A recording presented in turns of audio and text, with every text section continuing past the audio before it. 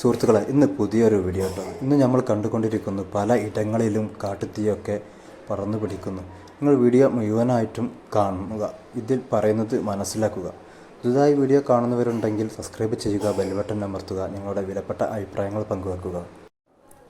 ചിലർ മനഃപൂർവ്വം തീ കൊടുക്കും, പിന്നീട് അവർക്ക് നിയന്ത്രിക്കാൻ കഴിയാതെ അത് ആളിക്കത്തി പടർന്നു പിടിക്കും. അത് സമയവും കാര്യങ്ങളൊന്നും നോക്കാതെ, പരിസരം നോക്കാതെ തീ കൊടുക്കുന്നത് കൊണ്ടാണ്.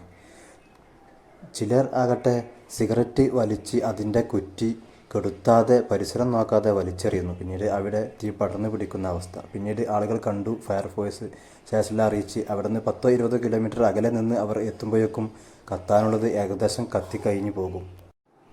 അതുകൊണ്ടാണ് പല ഇടങ്ങളിലും തീ ഉണ്ടാകാൻ സാധ്യതയുള്ള പ്രദേശവാസികൾക്ക് ഇതുപോലത്തെ ട്രെയിനിങ്ങുകളും ഫയർ പിറ്റ് ഉണ്ടാക്കാൻ പഠിപ്പിച്ചു കൊടുക്കുന്നതും. തീ കത്തുന്ന സ്ഥലത്ത് തീ അണക്കാൻ പോകുമ്പോൾ ഒന്ന് ശ്രദ്ധിക്കുക. കാറ്റിൻ്റെ ദിശ നോക്കിയിട്ട് വേണം നിങ്ങൾ തീ കെടുത്താൻ നിൽക്കാൻ. അല്ല എന്നുണ്ടെങ്കിൽ നമ്മളും അതിൽ അകപ്പെട്ടു പോകും. അത് പ്രത്യേകം ഒന്ന് ശ്രദ്ധിക്കണം. നമുക്ക് അറിയാം, പല നാട്ടിലും റെസ്ക്യൂ ടീം ഇപ്പോൾ സജ്ജരാണ്. അവർക്കും ഇതുപോലെ പഴയ ജീൻസ് പാൻറ് ഉപയോഗിച്ച് ഇങ്ങനെ ഉണ്ടാക്കി വെക്കാം. ആവശ്യം വന്നാൽ ഉപയോഗിക്കാം. ഏതൊരു റെസ്ക്യൂവിന് പോകുമ്പോഴും സ്വന്തം സേഫ്റ്റി ഉറപ്പ് വരുത്തണം.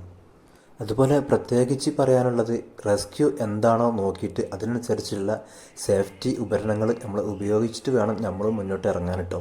അല്ല എങ്കിൽ നമുക്കും ഒരുപാട് ബുദ്ധിമുട്ട് പ്രയാസങ്ങളുണ്ടാവും. ഇപ്പോൾ തീ അണക്കാനാണെന്നുണ്ടെങ്കിൽ നമ്മുടെ അടുത്ത് ബൂട്ട് പോലത്തെ സേഫ്റ്റി ഇല്ലയെന്നുണ്ടെങ്കിൽ നമ്മളെ കാല് പൊള്ളാൻ സാധ്യതയുണ്ട്. അതൊക്കെ പ്രത്യേകിച്ച് നോക്കണം. അതുപോലെ പിന്നെ ഫയർ സ്റ്റേഷൻ അതുമായി ബന്ധപ്പെട്ട് ഓഫീസേഴ്സ് എത്തിക്കഴിഞ്ഞാൽ അവരുടെ കൂടെ അവർക്ക് ഹെൽപ്പ് ചെയ്യാൻ നമ്മൾ ശ്രമിക്കുക.